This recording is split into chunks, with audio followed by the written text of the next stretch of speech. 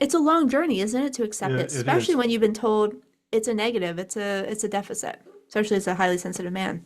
Yeah. And I would never tell anybody that I was highly sensitive. I wouldn't just Hmm. start a conversation about it. I was a little bit embarrassed, Yeah. like I said, because of the past training that I had gotten and socialization that I gotten as a child.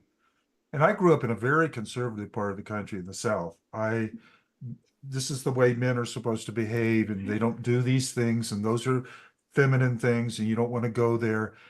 So it was going against that indoctrination that, was something I finally just was able to challenge in my own head.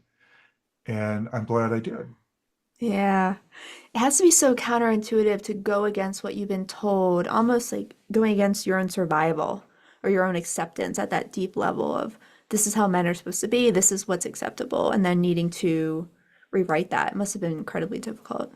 It was challenging, I'll put it that way. But the Yeah. idea was that you were absolutely right. When you start to realize you're living inauthentically, Hmm. and to me, that because as a highly sensitive person, I think we put a lot of emphasis on meaning and purpose in life. And when you start to realize you're walking a path that's not you, Hmm.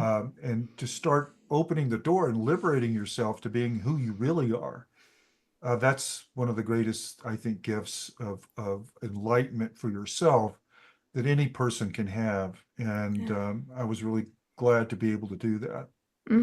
Yeah, it's so important. We often aren't living authentically. We're putting ourselves in a box. We're denying parts of ourselves. We're cutting off our emotions as much as we can.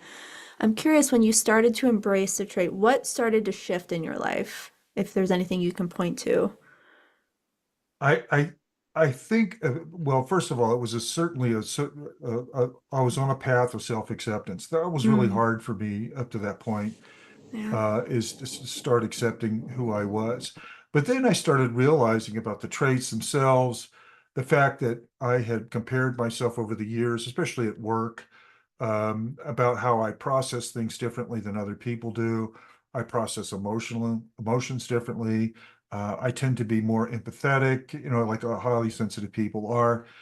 And so learning about this as a trait, and there were behaviors that I had gone through in my life because I wasn't living authentically. I was doing things that were counterproductive to me. And I started to realize why after I'd gone through this and after I had read Elaine's books and especially her great blogs that she has, and writing about them myself.